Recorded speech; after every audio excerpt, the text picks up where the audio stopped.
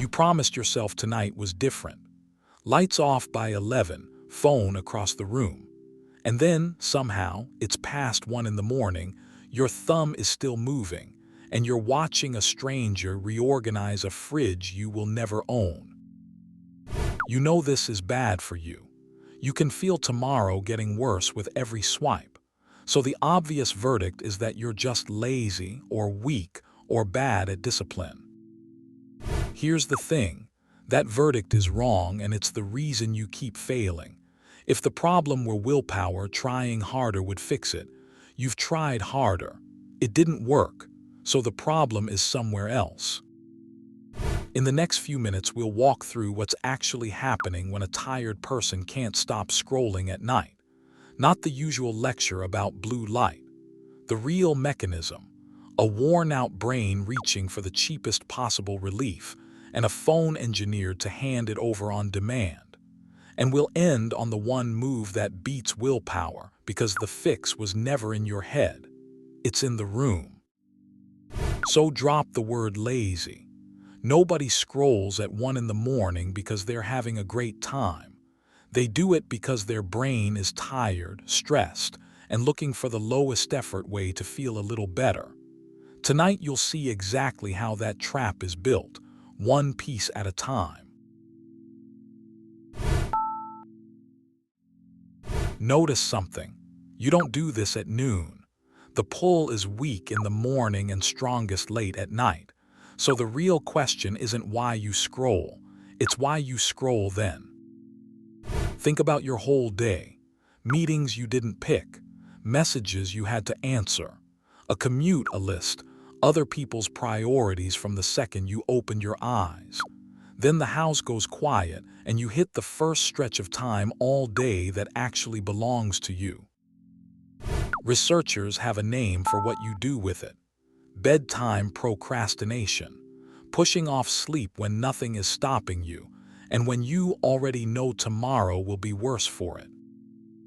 Failing to go to bed at the intended time, while no external circumstances prevent a person from doing so.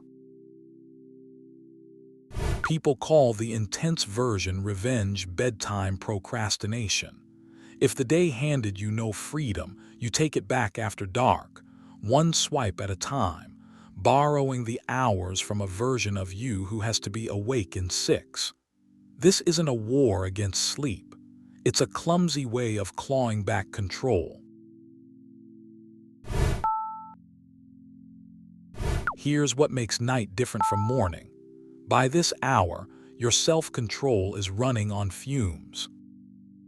When you're worn out, the part of your brain that plays the long game, the one saying put the phone down, goes quiet.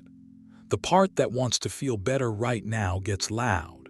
So you reach for whatever costs the least effort and pays off the fastest. It's the same reason the takeout menu wins at 9 at night when you swore you'd cook. Same you, same kitchen. The only thing that changed is how much you have left in the tank for the harder choice. Now, you've probably heard this told as willpower being a fuel tank that runs dry. Be careful with that one. Across 23 labs and more than 2,000 people, a pre-registered replication found no ego depletion effect. So we won't lean on it. Whether or not willpower runs on a battery, the honest version is simpler. A tired, stressed brain wants relief now, and it takes the path of least resistance. And nothing on earth has less resistance than your thumb and a feed. Quick one. What time did you tell yourself you'd sleep tonight? Drop it in the comments. But why the feed? Why not a book or just the ceiling? Because the feed isn't neutral, it's engineered. Every time you pull down to refresh, you don't know what you'll get. Maybe something great, maybe nothing. It's the same reason you check an inbox you know is empty. The maybe is the hook. That unpredictable payoff has a name, and it's the same one that runs a slot machine. A slot machine runs on a variable ratio schedule. A reward might come, but you never know which pull delivers it. B.F. Skinner spotted this back in the 1950s. You keep pulling the lever precisely because you can't predict the payout.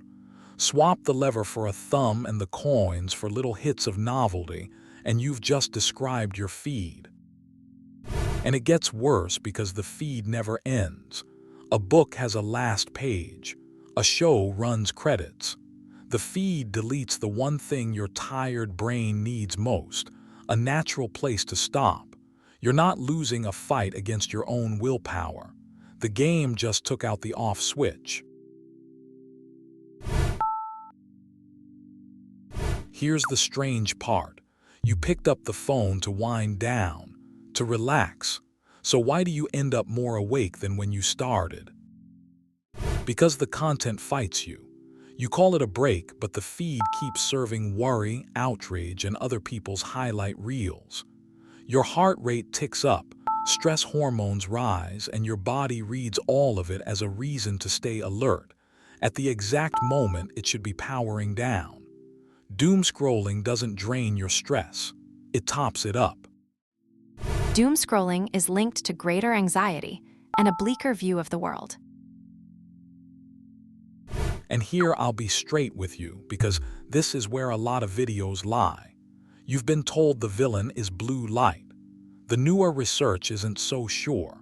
When scientists compared people who scroll every single night to people who never do, their sleep came out about the same. Overall sleep health was about the same for people who use screens every night and people who never did. So what actually wrecks your night isn't mainly the color of the screen. It's the hour the phone steals and the alarm it sets off in your head. You're treating stress with the one thing that quietly feeds it and paying the bill in sleep you can't get back. So if willpower isn't the lever, what is? The same move that beats most of these traps. Change the room, not the character. The phone works because it's within arm's reach and frictionless. So add friction. Charge it in another room. Now reaching for it costs a walk across the house, and half the time you won't bother. Then give your tired brain a cheaper exit than the feed. It wants low effort and a little relief, so hand it exactly that on purpose. A dull, pre-decided wind down that asks nothing of you. Boring on purpose beats a slot machine when you're too tired to fight one. Stack it all up. The night is your only free time, so you defend it.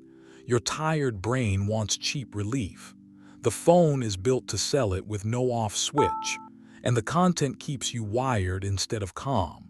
None of that is a character flaw. It's a setup. So stop trying to out-discipline a slot machine and just take the machine out of the room. Here's the one I want in the comments. What's the first thing you'll change tonight?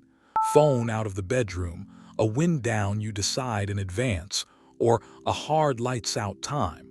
Pick one, tell me which. And if this finally made your 1 a.m. scroll make sense, subscribe, because we do this every week.